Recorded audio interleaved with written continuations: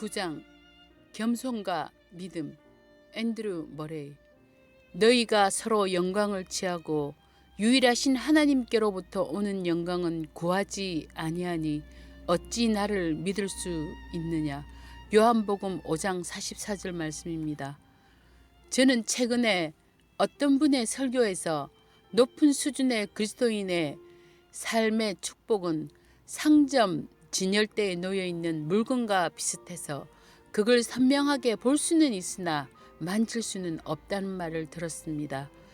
누군가에게 손을 뻗어서 진열대에 물건을 가져가라는 말하면 그는 중간에 두꺼운 판유리가 가로막고 있어서 그럴 수 없다고 말할 것입니다. 마찬가지로 그리스도인들은 완전한 평강과 안식, 넘쳐 흐르는 사랑과 기쁨, 영원한 교제가 주는 복된 약속들을 분명히 보지만 여전히 중간에 뭔가 가로막힌 것이 있음을 느낍니다. 그렇다면 그 장애물은 무엇입니까?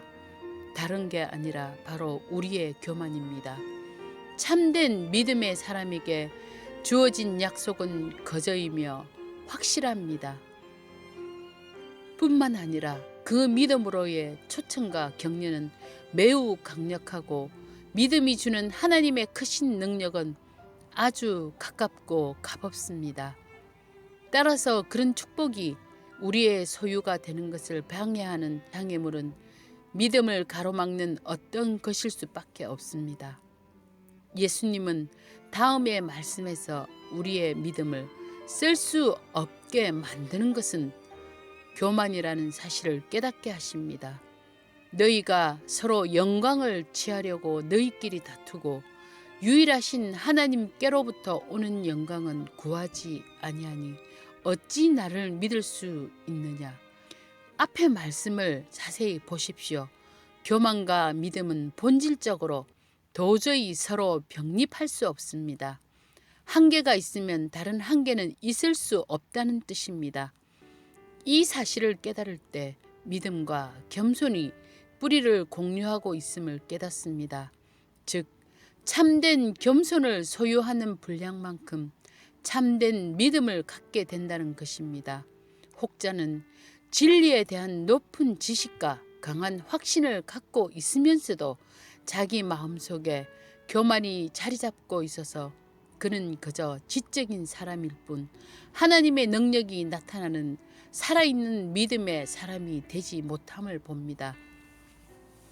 그래서 우리는 잠시 믿음이 무엇인지 생각해 봅니다. 믿음이란 자신이 아무것도 아니며 갓난 아기처럼 스스로 어찌할 수 없는 존재이고 하나님이 일하시도록 두 손 들고 기다리는 자임을 고백하는 것이 아니겠습니까? 그러므로 믿음이란 가장 겸손한 사람의 자세이며 즉 자기에게 은혜를 통해 주어지는 것 외에는 어떤 것도 스스로 행할 수 없는 완전히 주님께 의존자로서의 자기 처지를 받아들이는 것입니다. 간단히 말해서 겸손은 우리 각자의 영혼이 참된 믿음 가운데 살아가도록 만드는 어떤 몸과 마음의 자세입니다.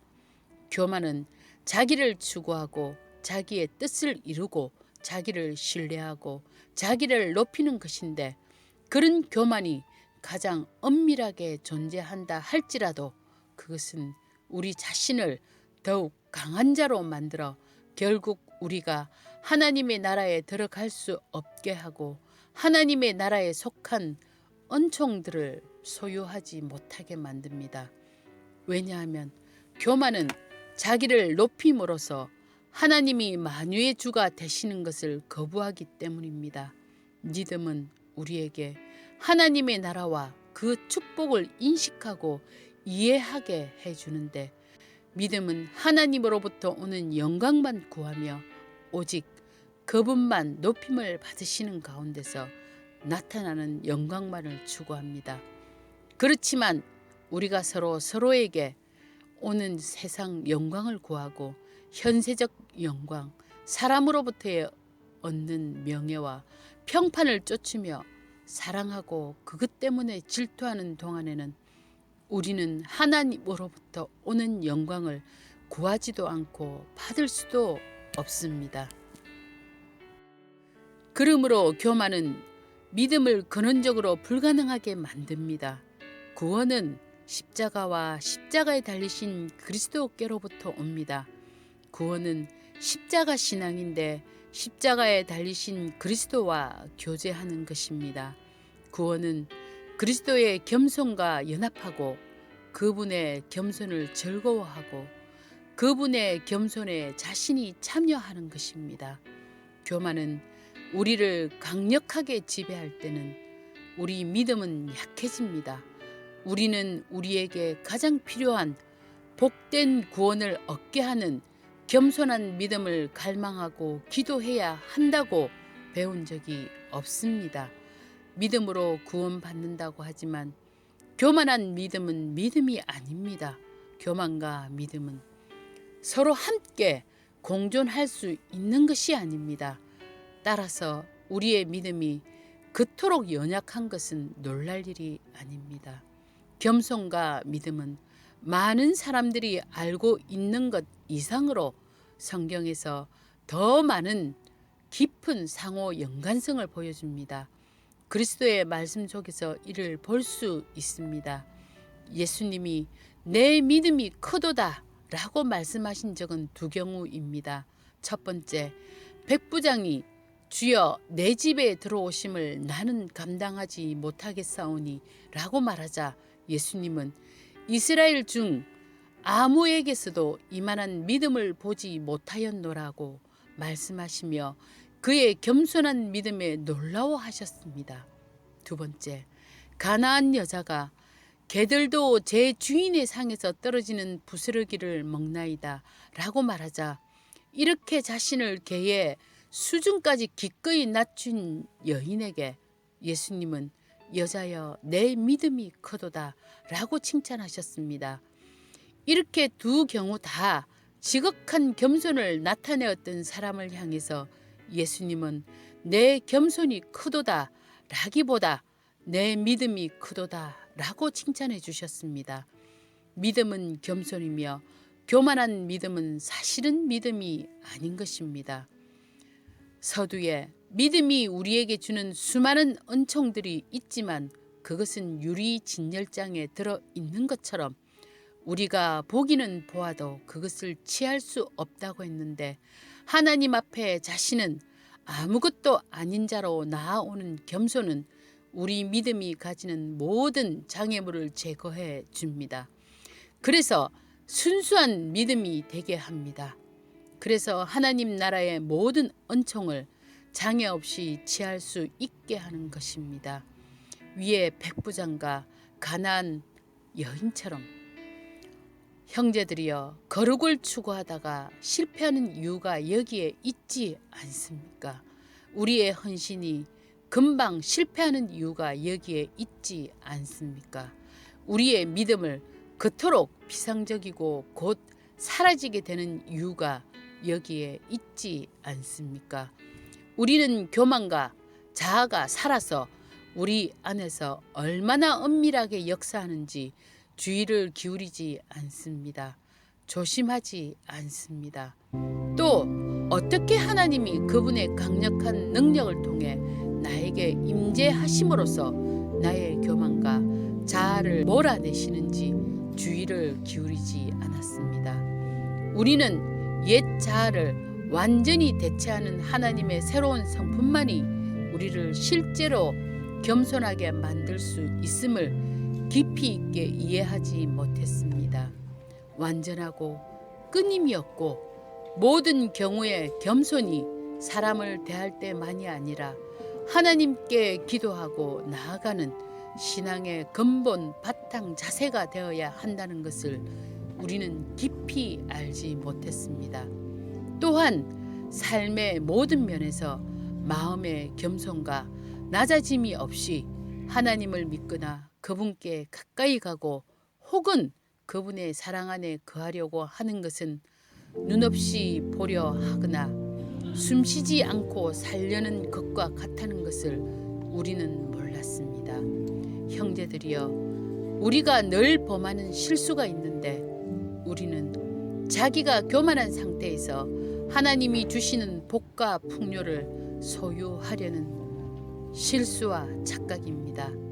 자기의 교만한 옛 자아가 늘 살아서 역사하는데 우리가 순수한 믿음을 갖지 못하는 것은 놀랄 일이 아닙니다. 그런 가운데 지식적인 믿음은 가질 수 있겠지만 그러나 그건 참 믿음이 아닙니다. 우리는 방향을 전환해야 합니다. 무엇보다 하나님의 전능하신 손 아래에서 스스로를 낮춰야 합니다. 그러면 하나님이 우리를 높이실 것입니다. 예수님이 자신을 낮추셨던 십자가와 죽음과 무덤은 하나님의 영광으로 이르는 높아지시는 길이 되었습니다. 그것은 우리가 걸어가야 할 길이기도 합니다. 예수님과 함께 낮아지고 예수님처럼 낮아지는 것이 우리의 유일한 소원과 열렬한 기도가 되어야 합니다. 그리고 하나님 앞에서나 사람 앞에서 무엇이 우리를 낮춘다고 해도 우리는 그것을 기쁘게 여기고 받아들여야 합니다. 이것만이 하나님의 영광으로 이르는 길입니다. 어쩌면 당신은 이런 질문을 하고 싶을지도 모르겠습니다. 신앙의 복된 경험을 한 적이 있고 다른 사람들에게 복을 가져다 주는 수단이 되기도 하지만 여전히 겸손이 부족한 어떤 사람들이 있을 수 있습니다. 그들은 사람의 영광을 갈망하는 모습을 확실하게 드러내고 있음에도 불구하고 어떤 사역을 그럭저럭 해 나가고 있는 것처럼 보입니다. 여러분은 그들이 진실하고 강한 믿음을 가졌는지의 여부를 묻게 될 것입니다. 왜냐하면 그럭저럭 열매가 있는 것처럼 보이니까요. 이에 대한 제 답은 이렇습니다. 그들은 실제로 어느 정도의 믿음을 소유하고 있습니다. 그리고 그들이 다른 사람에게 전해주는 축복은 그들에게 주어진 특별한 은사와 그들이 지닌 믿음의 분량에 따른 것입니다. 하지만 그 모든 축복 가운데 일어나는 주님의 역사는 자기 겸손의 부족으로 방해를 받습니다. 그들은 사역을 그럭저럭 해 나가기는 하지만 하나님의 축복의 통로로 쓰임받고 있기는 하지만 매끄럽지 못하고 풍성하지 못하고 하나님의 나라의 은총이 충만하지 못하고 뭔가 비걱거리고 흔들린다는 것입니다.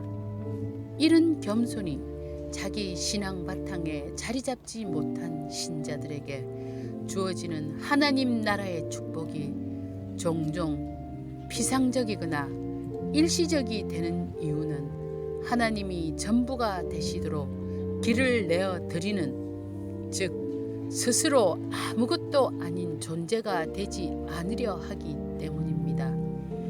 더욱 깊은 겸손은 의심할 바 없이 더 깊고 더 완전한 축복을 가져다 줍니다. 진열대의 상품을, 즉 하나님 나라의 은총과 신령한 복을 방해 없이 다 취하게 합니다. 성령께서 능력의 영으로 그들 안에 역사하실 뿐 아니라 은혜의 충만함과 특히 겸손의 충만함으로 그들 안에 거하심으로 거듭난 자들이 이 시대에 거의 찾아볼 수 없는 능력과 거룩과 확고부동한 삶을 살아갈 수 있도록 성령님은 그들과 늘 교통하실 것입니다. 너희가 서로 영광을 취하고 유일하신 하나님께로부터 오는 영광은 구하지 아니하니 어찌 나를 믿을 수 있느냐. 요한복음 5장 44절 말씀입니다.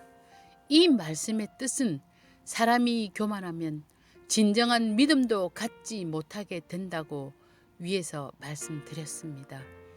이 말씀과 같이 하나님께로부터 오는 영광을 구하는 것 외에는 그 어떤 것으로도 사람에게서 영광을 취하려는 욕망과 영광이 주어지지 않을 때 오는 민감함과 고통과 분노를 치료할 수 없습니다. 전적으로 영화로우신 하나님의 영광이 우리의 전부가 되어야 합니다. 그 후에야 사람과 자신의 영광을 구하는 데서 자유롭게 되고 아무것도 아닌 존재가 되는 것에 만족하고 기뻐하게 될 것입니다. 이와 같이 아무것도 아닌 자세로 하나님께 영광을 드리는 가운데 믿음이 강해질 것이고 하나님 앞에서 겸손으로 더 깊이 낮아질수록 하나님이 믿음의 모든 소원을 이루시기 위해 더 가까이 다가오심을 깨닫게 될 것입니다. 아멘.